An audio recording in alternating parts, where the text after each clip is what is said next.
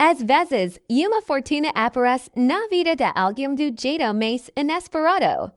Mas ninguém fala sobre o que esse dinheiro silencioso pode destruir, reconstruir. Esta é a história de como três amigos descobriram que o maior valor não estava nas criptomoedas que mudaram suas vidas, mas no preço que quais pagaram por elas. O barulho das ninibus passando na avenida Paulista misturava-se a vento frio daquela manhã de julho, quando Renato encostou as costas na janela do pequeno apartamento que dividia com a esposa, Clara, ali, no de cima andar. Ele observava a cidade se mover enquanto a vida dele permanecia parada, como se São Paulo inteira estivesse acelerada, menos ele. Renato tinha 38 anos, dois diplomas que nunca abriram portas e uma pilha de boletos que insistia em crescer. Trabalhava como analista em uma empresa de logística, emprego que pagava ilegal, a fora do mês e pouco mês. Mas o que realmente ocorria não era o salário apertado, era a sensação de que a vida estava acontecendo para todo mundo, menos para ele. Naquela manhã, Clara ainda dormia. Ela tinha virado a noite preparando marmitas para vender no condomínio ao lado. O casal sempre encontrava algum jeito de complementar a renda, mas, por mais esforço que fizessem, parece que viviam num tabuleiro onde cada passo exigia sacrifício. Renato respirou fundo, pegou o celular e abriu o aplicativo do banco. Como sempre, o saldo encava com o mesmo desprezo silencioso, menos Sam, murmurou. Ele sabia que o limite do cartão era inimigo disfarçado de amigo. De novo isso, a voz sonolenta de Clara ecoou pela sala. Ela se aproximou, agitando o casaco sobre os ombros. A fatura veio com juros. Eu escutei o prazo, respondeu Renato, sem coragem de olhar nos olhos dela. Ren, a gente precisa conversar sobre isso. O tom dela não era agressivo, mas pesado, cansado. Renato desviou, buscando uma fuga qualquer. E ela veio na forma de uma notificação do grupo da faculdade, criado muitos anos atrás, vocês viram isso. Link seguido de dezenas de mensagens, Renato clicou. Era uma reportagem sobre a ex-colega do curso de sistemas, Gustavo Melo, o cara que sempre faltava às aulas, ria de tudo e vivia aparecendo com ideias estranhas.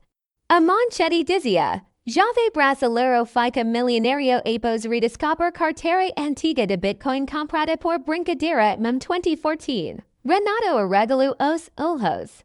Milionário, o Gustavo, logo L, o que foi? Clara perguntou, já percebendo a vibração diferente. Renato leu a matéria em silêncio, sentindo a misto de incredulidade e uma pontada amarga no estômago. O texto contava que Gustavo, anos atrás, havia comprado Bitcoin quase como quem compra chocolate na padaria. Guardou esqueço, e agora descobria que aqueles poucos reais tinham virado uma pequena fortuna. Renato, Clara tocou seu braço. Ele respirou fundo. Lembra do Gustavo, o da faculdade, aquele que fazia piada de tudo. Intuo, ele ficou rico, muito rico. Isso por comprar Bitcoin sem saber. Clara demorou alguns segundos para processar. Rico, como assim, multiplicou milhares de vezes. Ele esqueceu disso por anos. E agora, olha isso. Ela se sentou ao lado dele, pensativa. A notícia parece fantasiosa, mas era real, publicada por grande portal. Os comentários dos colegas de faculdade iam de espanto arrependimento coletivo. Renato fechou o celular, mas o texto continuava queimando na mente dele. Não era inveja, era algo mais profundo. Era a sensação de que oportunidades haviam passado por ali num sequer percebido. Como se a vida tivesse enviado sem que ele não saber. Clara tentou quebrar o silêncio. Amor, não fica assim como. El respondió, a voz tremula, y eso que parece que yo siempre perco o tempo de das coisas. Y como ese o mundo estaba siempre un paso na minha frente. Clara puso a cabeca no hombro dili, a gente ainda tempo. Voca eso está cansado, el quería acreditar. Mas algo dentro dili ese movia uma inquieta que naquele instante parece pequena, mas que logo mudaria tudo. Renato levantou, enxugou o rosto e foi para o trabalho. No ninibus lotado, o celular vibrava com mais mensagens do grupo. Imagina esse agente tivesse comprado. Eu lembro que falaram disso na aula. Mano que sorte absurda, Renato encarou a tila, sentindo aquel incomodo crescer, sorte. Será que era eso o ninibus avancava entre predios e fixos de pedestre, enquanto a dia esse instalava devagar quase tímida, na cabeca dele. E se ainda huvas algo ali, alguma chance que o não estava vendo. El não sabia, mas aquela man seria o último dia de sua vida comum. E o primeiro de algo muito maior e muito mais perigoso? A tarde caia sobre São Paulo com aquel costumeiro tomo laranjado quando Renato desceu do prédio da empresa. O expediente havia sido arrestado. Al mal conseguirá se concentrar, revisando mentalmente a notícia sobre Gustavo como quem repassa uma cena traumática. No caminho o bicicletario, onde estava a velha bike que usava para economizar no transporte, encontrou Vicente, o segurança do prédio. Senhor de barba grisalha, calma, sempre com algum cancelo inesperado na ponta da língua. Why, Renato, disse Vicente, percebendo olhar perdida do rapaz. Tá com cara de quem brigou com o mundo. Renato deu meio sorriso, hoje o mundo e que brigou comigo, H.M. Vicente encosto esse no balcão, quer falar, vai deixar isso te comer por dentro. Renato respirou fundo e contou a história do Gustavo, do reportagem, da tal carteira esquecida.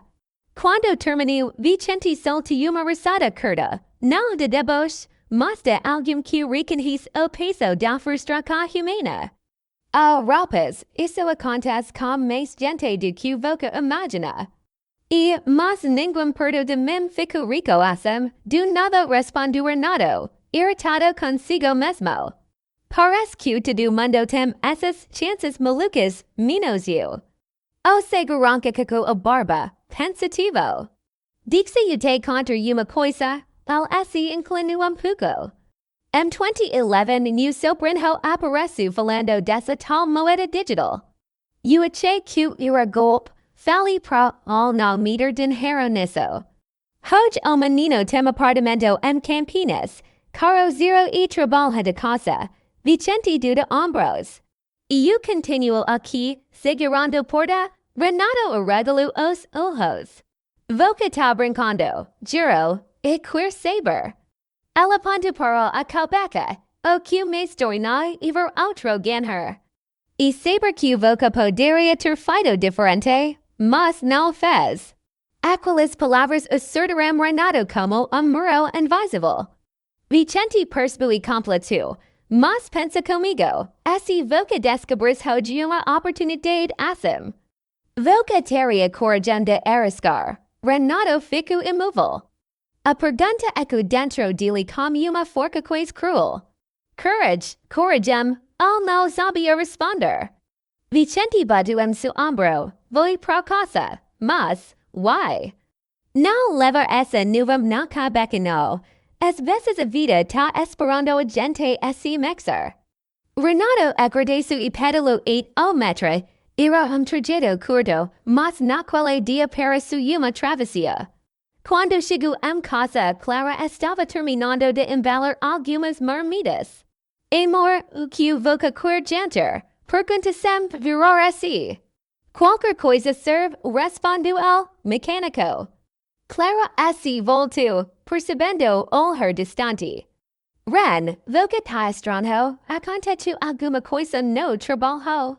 El hesitou, depois se sentou em mesa. Eu fique pensando.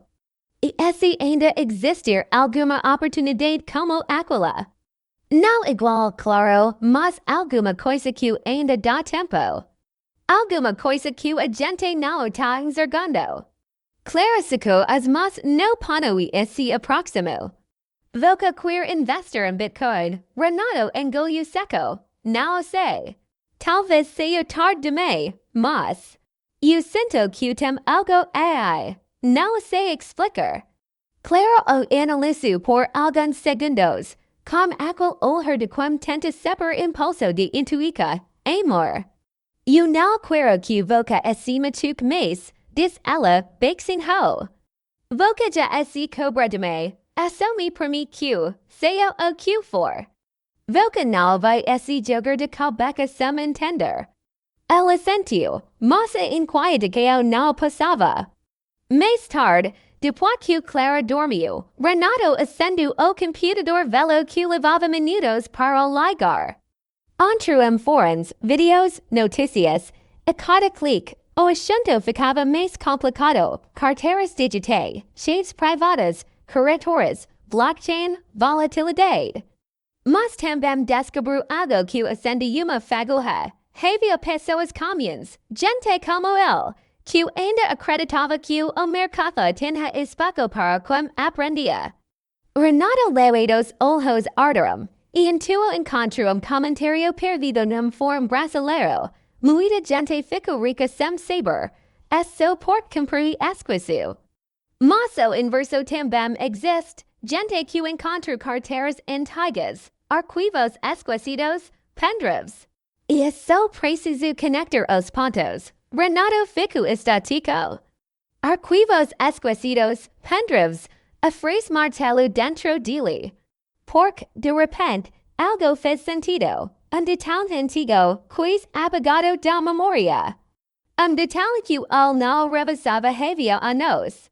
Ele se levantou, abriu a gaveta da escriva ninja e começou a revirar papéis, envelopes, cabos velos. O coracal bate mais rápido quando encontra uma caixa plástica cheia de coisas da pouca da faculdade, entre elas, pendrive azul, arranjado. Ele fechou a mão sobre o objeto. Rápido percorreu suas costas. Não tinha certeza do que havia ali dentro. Mas, pela primeira vez em muito tempo, sentiu algo parecido com esperança misturada a medo profundo do que poderia descobrir. Aquela noite seria longa, e nada do que viria depois seria simples. Renato segurava o pendrive azul como quem segura fósforo aceso prestes a queimar os dedos. Era pequeno, leve, inofensivo, mas, naquela madrugada silenciosa, parecia conter destino inteiro. Sento esse diante do computador antigo. O monitor fez aquel som elétrico de sempre, como suspiro cansado. Renato enfiou o pendrive na porta USB e uma luz vermelha fraca piscou. Por instante, ele pensou desistir. Tirar, guardar de novo, fingir que nada daquilo existia. E esse faz a sua besteira. E esse faz a sua arquivo da faculdade, mas algo o impulsionou. Talvez a necessidade de quebrar a sensicado fracasso que o acompanhava a nós. Atila abriu uma pasta, 5 arquivos, 3 PDFs de trabalhos antigos. Era uma planilha no mito teste _fin. E o último. O quinto arquivo tinha nome que fez o estômago de Renato revirar. Wallet _backup _2013.jso and Renato ficou imóvel. Su coracal martelava ta forte que parecia ecoar no apartamento inteiro. El clicou no arquivo. O computador demorou alguns segundos para responder. Quando finalmente abriu, o que apareceu era uma sequência de códigos, longas chaves criptográficas, algo que, a nós outros, el sequer entenderia. Mas agora ele sabia exatamente o que estava vendo.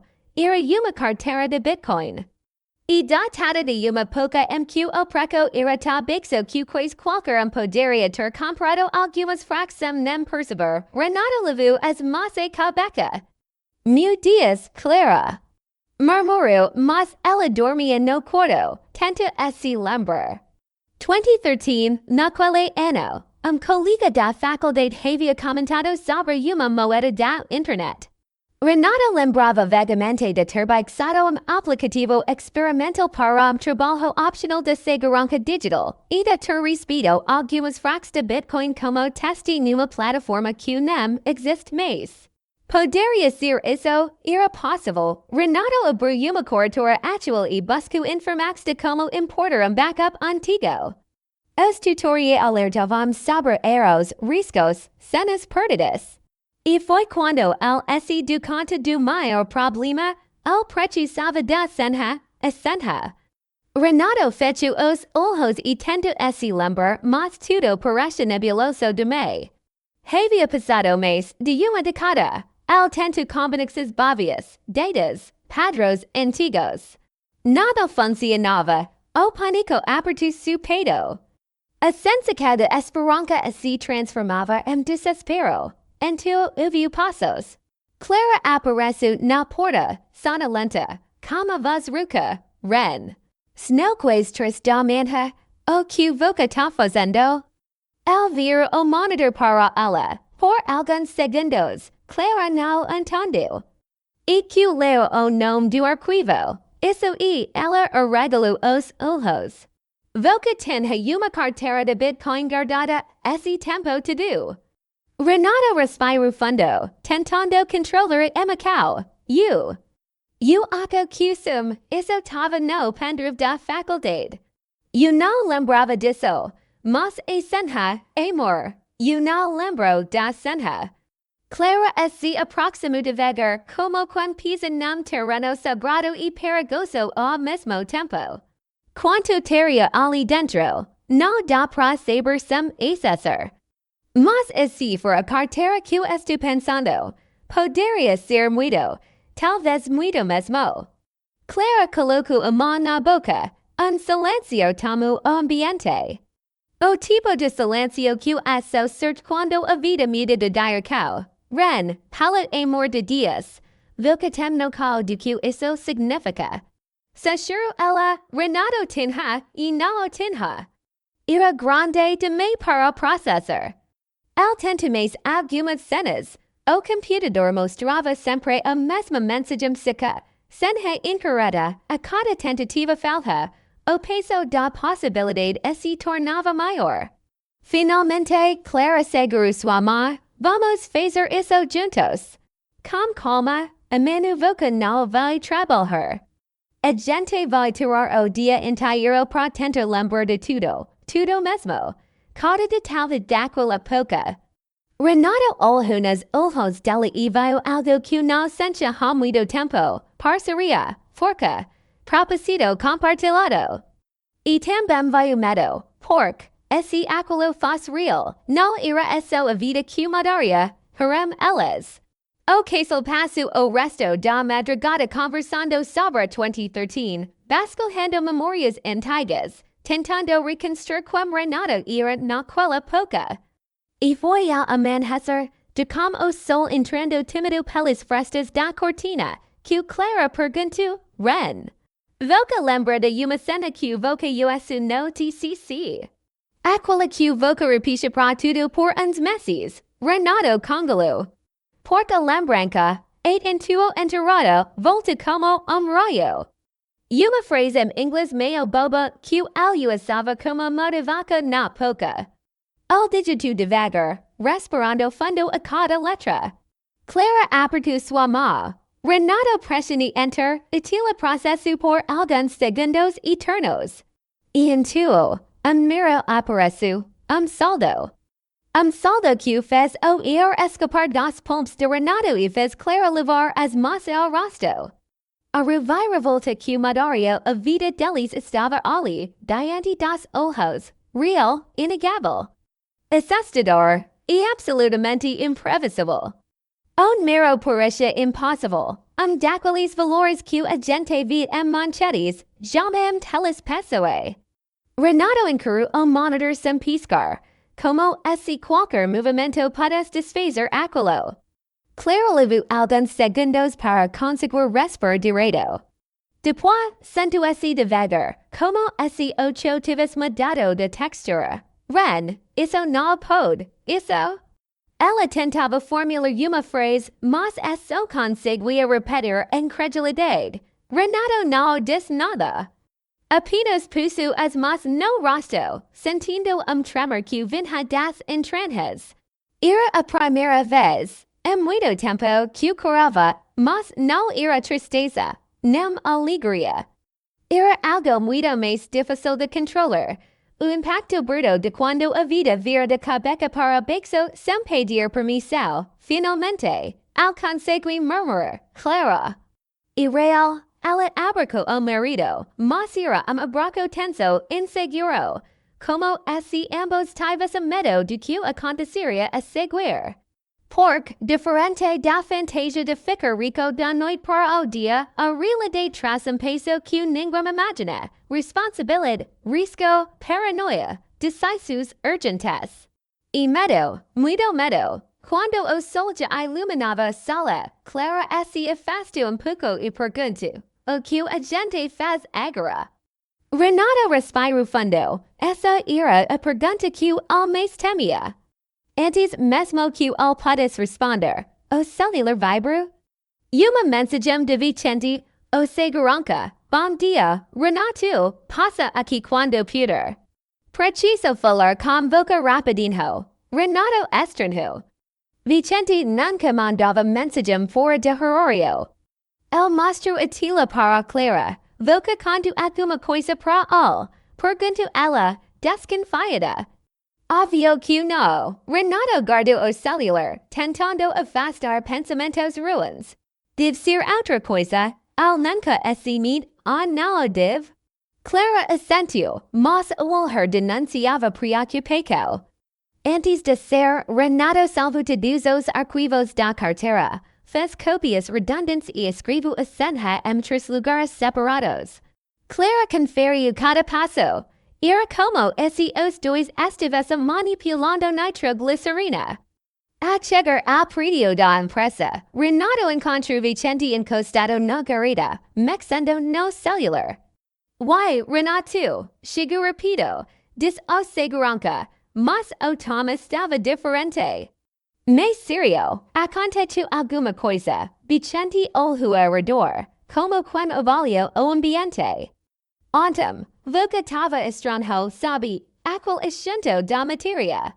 Fiquei pensando, Renato gelou por dentro, tentou manter o rosto neutro, e daí? Daí que conhecido meu que trabalha com tecnologia, falou que tem muita gente encontrando carteira antiga. Ele disse que isso pode ser perigoso. Vicente baixou sua voz. Disse que tem gente que pertudo por besteira. Gente que é roubada, gente que confia como não deve.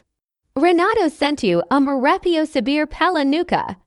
Vicente continuou, só queria te avisar isso. Às vezes a gente acha que ganha o mundo. Mas tem muito olho em cima. Esse boca mexe com esse assunto. Vai devagar, Renato recume o passo, como assim esse mexe com esse assunto. Eu fiquei curioso, isso. Vicente o inquirir por alguns segundos. Era olhar pesado, quase de leitura de alma. Depois, assentiu devagar, tarde. Só cuida da boca. Renato agradeceu, mas sentiu as mãos suaram. Não era o que Vicente disse. Era o que estivesse por trás do que ele não disse. No trabalho, Renato não conseguiu produzir nada. A mente estava em outro lugar, entre o valor absurdo na carteira e o medo de que qualquer aca errada pudesse colocar tudo a perder. Durante o almoço, Clara ligou, amor, alas acabou aqui em casa. Ok, como assim, acabou? Isso aqui no nosso apartamento. Eu fui ver o disjuntori, Ren, alguém mexeu nele. Renato sentiu o sangue galar. Boca tá bem, tranca a porta. Não abra para ninguém. Já tranquei, mas... Será que isso uma coincidência? Oh no, respondu. Pork, pala primera vez desde que encontramos cartera, Renato sentiu algo crecer por dentro, desconfiança, e uma estranha sensação de estar sendo observado. A noite, de volta ao apartamento, ele examinou o disjuntor. A marca de dedo estava ali, visível. Não era de Clara, ela havia usado pano. Aquela impressão tinha sido deixada antes. Renato fechou a tampa devagar. Amor, alguém entrou aqui. Clara engoliu seco. Será que sabem? Não tem como saberem. A gente não contempla ninguém, mas, enquanto dizia isso, Renato sentia uma coisa rondo suavemente como rato faminto. E se alguém soubesse mais do que eles imaginavam? E se aquele pendrive, esquecido por nós, não tivesse ficado tão escondido quando ele pensava? Aquela noite, o casal dormiu, tenta dormir, com a sensação de que algo maior e mais obscuro os rodeava. E que o dinheiro que poderia salvá-los também poderia destruí-los. Renato acordou com a sensação de ter dormido sobre pedras. O corpo doía, a cabeça ladeava o ar parecia pesado dentro do apartamento. Clara ainda dormia, mas seu rosto denunciava a tensão acumulada da noite interior, o luz que havia acabado, o desdormecido, impresso de que eles não estavam tão sozinhos quanto pensavam. Renato levantou, abriu a cortina e observou a rua. Nada parecia fora do normal, carros passando, vizinhos saindo para trabalhar, o barulho distante de uma obra. Tudo calmamente como o suficiente para ser inquietante. Ele preparou café, as mas tremiam tanto que o pé caiu para fora do filtro. Tentou relaxar respirando fundo, mas o pensamento voltava sempre ao mesmo ponto. O dinheiro estava ali, real, enorme, e qualquer erro poderia destruí-los. Clara surgiu na cozinha, ainda de pijama, com os olhos inchados. Vuca não dormiu, né? Perguntou ela, tocando seu braço. Renato deu sorriso sem graça, tentando não acertar. Clara respirou fundo. Ren, a gente precisa decidir o que vai fazer. Não dá para viver assim com medo de cada barulho, eu sei. Mas também não dá para simplesmente sacar tudo e ser gritando ficamos ricos. Ela assentiu. Então vamos fazer de jeito certo? Procura ajuda profissional. Alguém confiável. Renato hesitou. Confiável, quem, Clara, quem, exatamente, a gente pode confiar com isso? O silêncio que se seguiu foi mais eloquente do que qualquer resposta. No início da tarde, eles foram ao escritório de advogado indicado por colega de Clara. Alguém especializado em patrimônio digital. Homem serio meticuloso, com aqueles redondos e olhar clínico. Renato explicou por alto, não mencionou valores, nem detalhes sensíveis. Mas o advogado entendeu a gravidade, vocas precisam de discrição absoluta, disse ele, digitando algo no notebook. Pessoas com quantas ações no avos faces. E no Brasil, se alguém descobre, pode virar pesadelo. Renato e Clara se entreolharam. O medo deles não era exagerado, o que a senhor recomenda?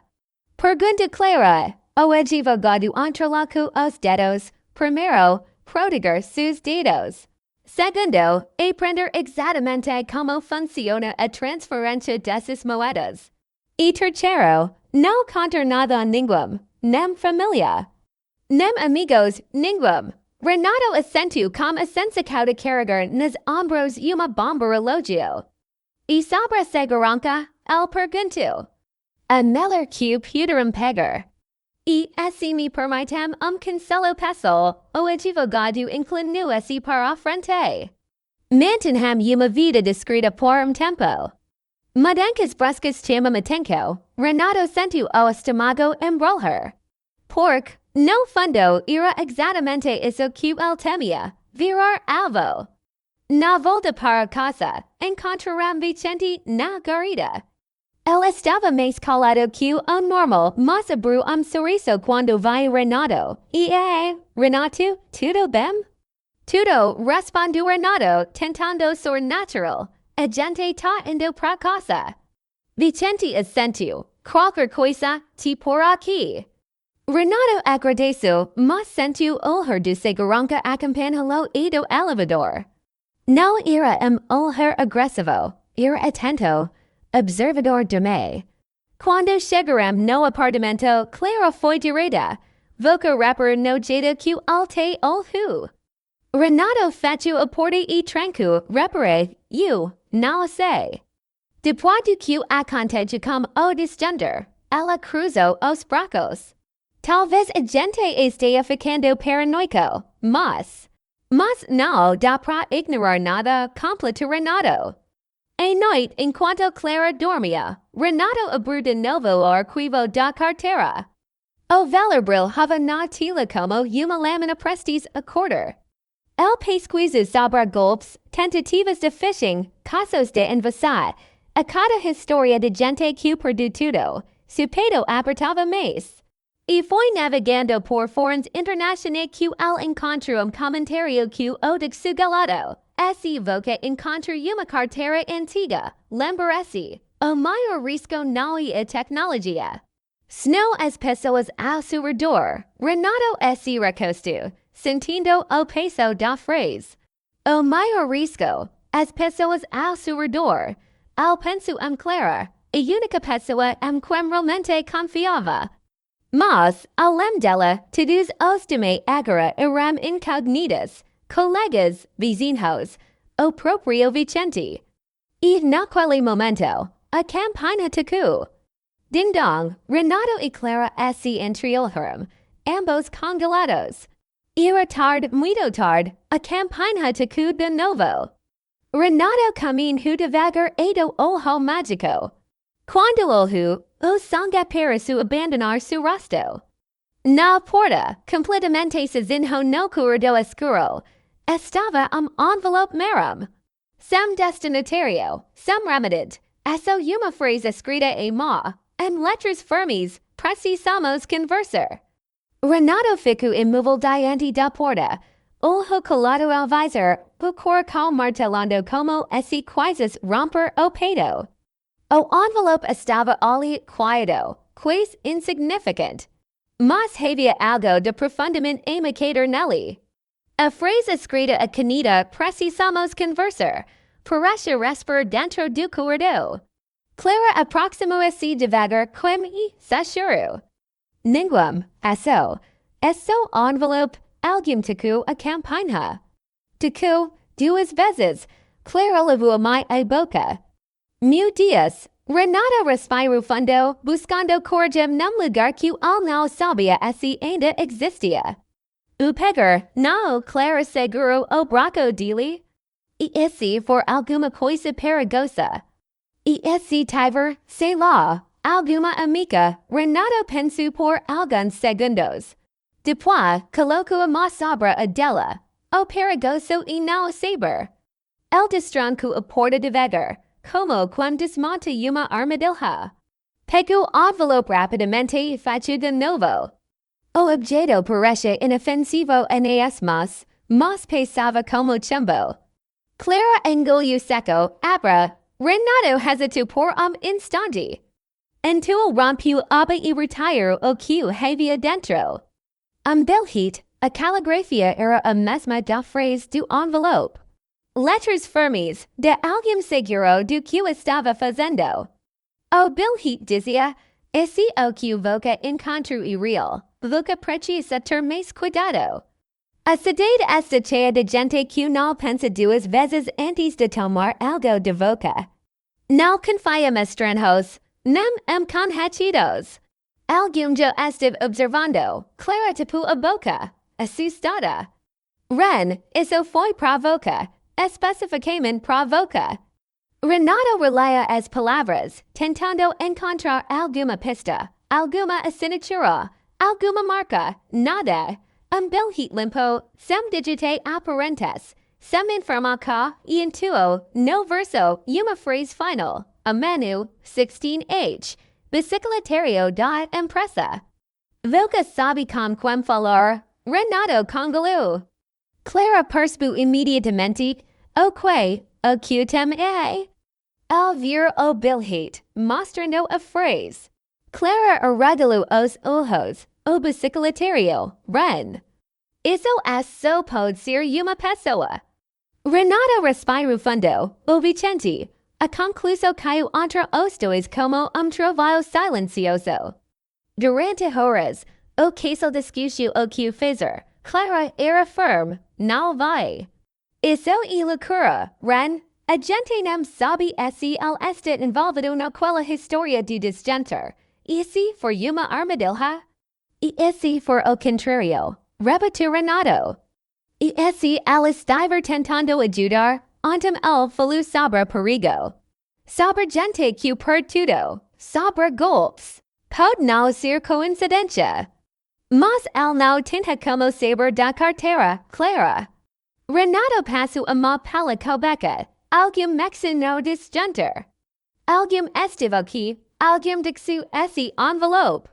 Isso já saiu do controle. E se eu ignorar, posso estar perdendo a chance de descobrir o que está acontecendo. Clara senta no sofá, exausta. Eu tenho medo, Ren. Medo de boca iri. A voz falhou e acontecer alguma coisa. Renato gelhu esse diante dela. Eu também tenho medo.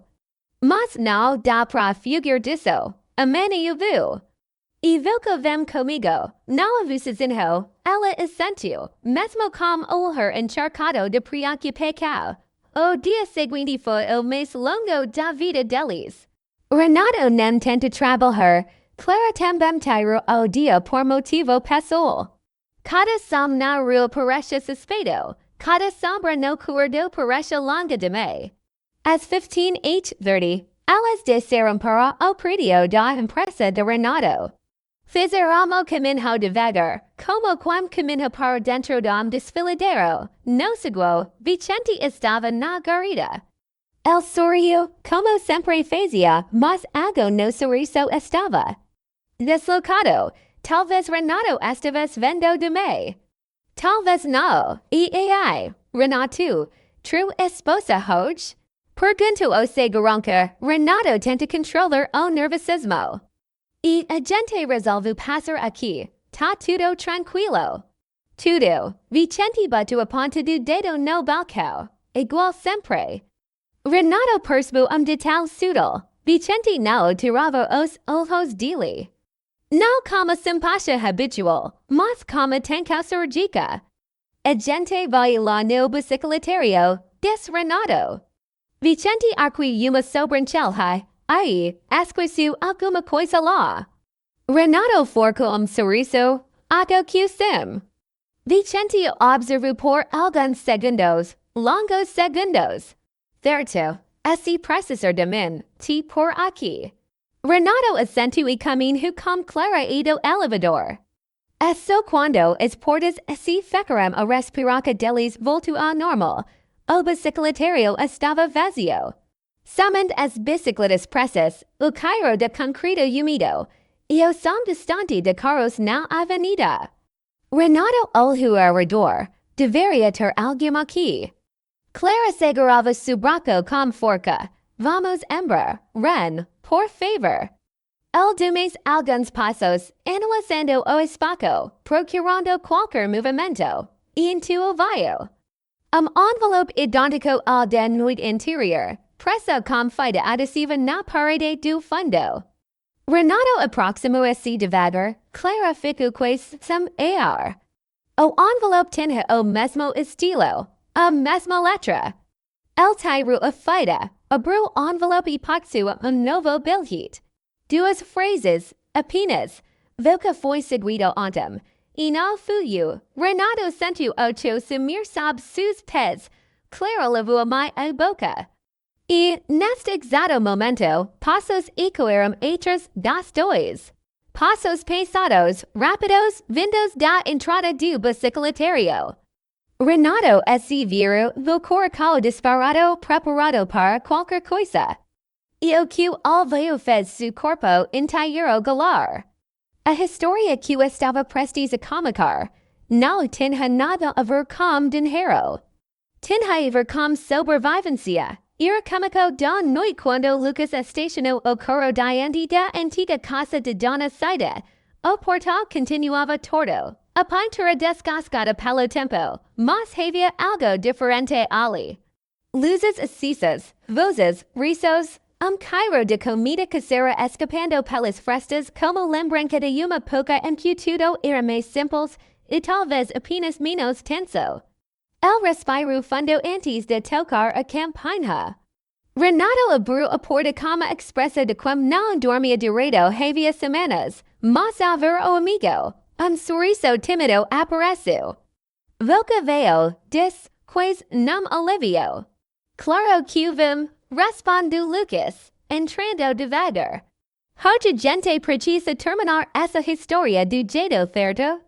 Na sala, Dona Cida estava sentada na poltrona velha, afagando as mãos uma na outra. O jornal ainda aberto na mesa. A manchete sobre jovens milionários por acidente com criptomoedas parece zombar deles. Marina, com os olhos atentos e expressivos, observava silêncio. Aquele era o momento que todos haviam evitado por meses. Lucas se aproximou, sentou-se em frente da amiga e falou com a sinceridade de quem já não tem nada a esconder. Eu errei. Não por ter investido, mas por não ter dividido. Eu devia ter contado quando percebi que aquilo ia mudar tudo. Mas eu estava com medo de parecer exibido, e de vocês acharam que eu tinha mudado. E acabei mudando mesmo. Isso que para pior. Renato balançou a cabeça. Eu também errei, confesso ele. Quando o dinheiro apareceu, fiz besteira, comprei coisas sem pensar, me endividei, e tive vergonha de pedir ajuda. Preferi me afastar, como se a culpa fosse sua. Dona Cida suspirou, com a voz embargada, vocês dois ficaram cegos. Pela culpa, outro pelo medo, e quem sofre fui eu. Vendo a amizade de vocês desaparecer, o silêncio que esse segundo foi pesado foi necessário. Como esse todos precisassem, pela primeira vez, encarar o vazio que a ganância invisível tinha cavado entre eles. Marina intuiu tomou a palavra com gentileza. O que vocês viu fazer agora é o que vai determinar esse dinheiro destrói ou reconstrói. Vocês ainda têm escolha? Sempre tiveram. Renato olhou para Lucas com mais firmeza agora. Eu quero recomicar, mas não posso fazer isso sozinho. Lucas se levantou, estendeu a mão, sem hesitar. Vamos juntos. Como era antes, isso que agora mais conscientes. A gente cresceu, aprendeu, do pior jeito, mas aprendeu.